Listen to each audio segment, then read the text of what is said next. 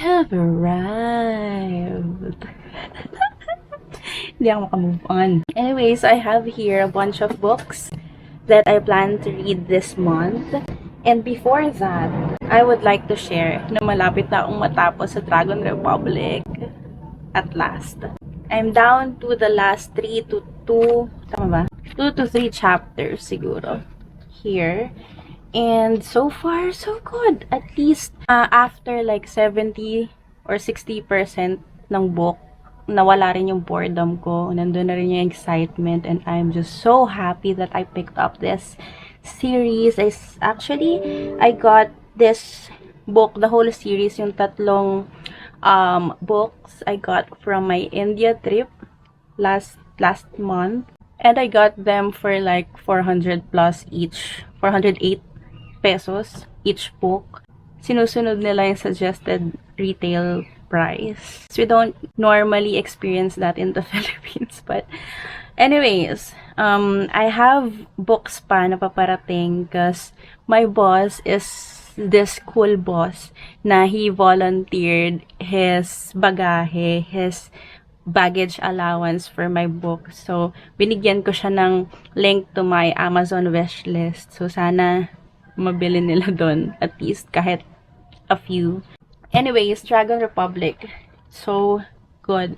There's one inconsistency though na I'm not even sure if it's inconsistent or nakalimutan ko lang or it's just based on my interpretation, but it's tiny little detail na it didn't affect naman my enjoyment sa book. As in, ang saya niyang i-imagine, ang saya niyang ikwento, and as much as I want to spoil the series or the story to you guys, ayoko na muna, but I ship Rin and Neza. Nandun pa rin ako sa parang feeling ko buhay pa si Altan, but I would rather be with Neza, and not me, Rin. I would want her to end up with Neza kesa kay Altan. I don't know. Basta. That's Dragon Republic. I plan to read this or finish this today.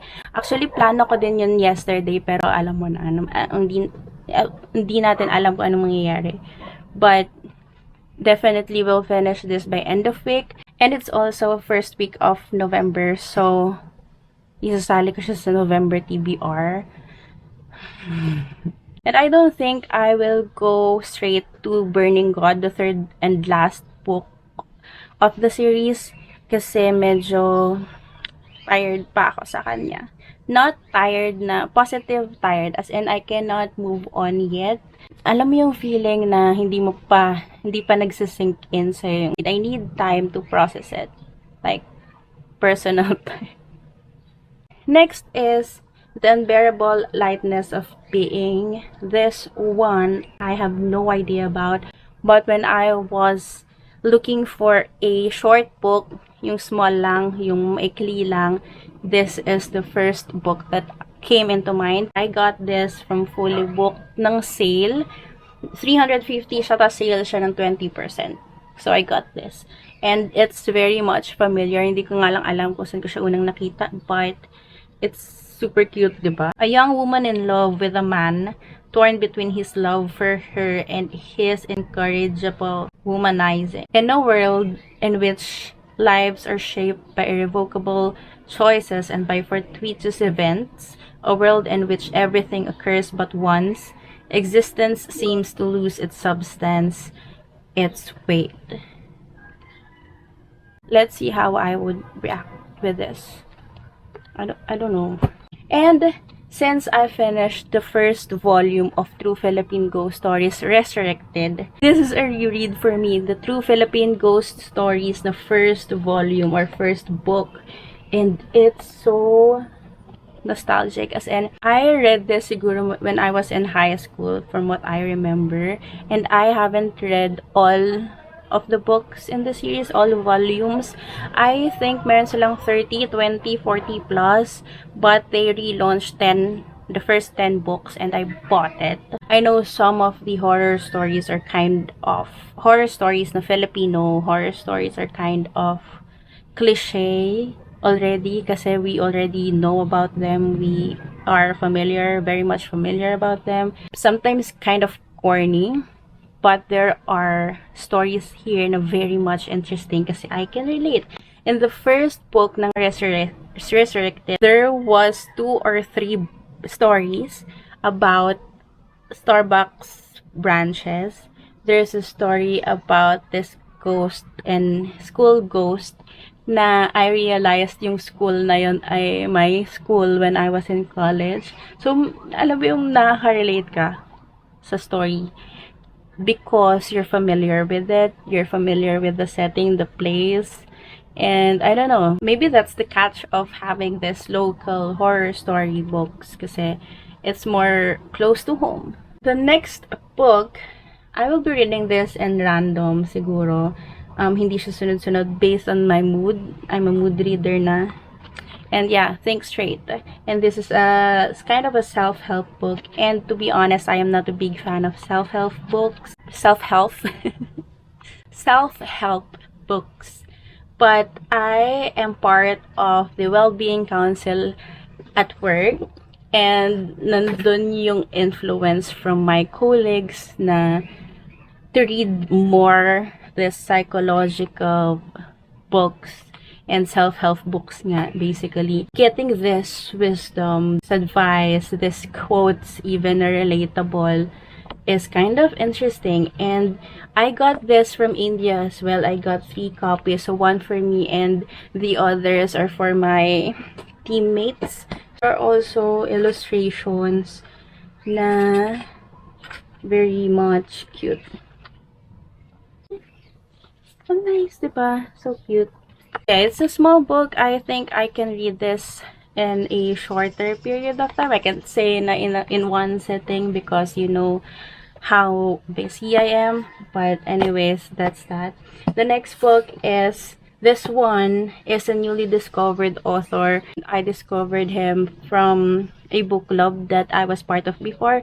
Tapos I just finished one of his books na na-enjoy ko rin. I think that's my 3rd book na nabasa sa kanya. And so far, nagugustuhan ko yung writing style niya and the way he introduces his characters, the environment setting, the plot as well, very much interesting. Yung twists niya, hindi masyadong predictable, but very interesting. So, that's Harlan Coben, One False Move. So, another thriller for November. Hindi naman siya gaanong maiksi. It's 300. Hindi siya maiksi for me. But, based on my experience with Harlan Coben, medyo mabilis yung, hindi mabilis, but enough lang yung bilis ng pacing niya. And I think I can finish this in a shorter period of time. Yun na yung sasabihin ko. Also got Playground. This I found from TikTok. Tapos ang daming nagko-comment na this is disgusting, this is like disrespectful. Lahat na ng kamumuhian mo sa isang libro nandito just because of the triggers. And also yung pinaka, hindi naman siguro pinaka, I won't level them, I won't rank them, but it's one of the most scary kind of evil things to do sa iyong community, sa humanity, is this child abuse and all kinds of abuses here. All kinds of child abuses here. So, yeah, it's tiny lang yung font niya, so I guess it's longer than I expected to be, but I will read this. Hindi ko lang alam yung pacing ko dito kasi baka medyo heavy siya. I need to pause sometimes, but this is Playground. So basically, there is this strange playground na hindi siya basta-basta playground, but this laruan or stations, ano bang tawag natin, is full of things na nakakasakit physically sa mga bata. And there's this one mother na medyo, I don't get why she like that, but yeah, that's Playground. I also have these 2 books na very much popular sa Book Talk Philippines right now. This is A Gentle Reminder and As the Strength in Your Scars by Bianca Sparacino. And this is kind of like a collection of quotes, essays, writings na very much relatable supposedly. And some of these pages nakita ko na, nabasa ko na, and yes, those are, alam mo yung in your 30s, I'm in my 30s, early 30s, but you already know these things. Kaya siya gentle reminder. Even this one could be a reminder.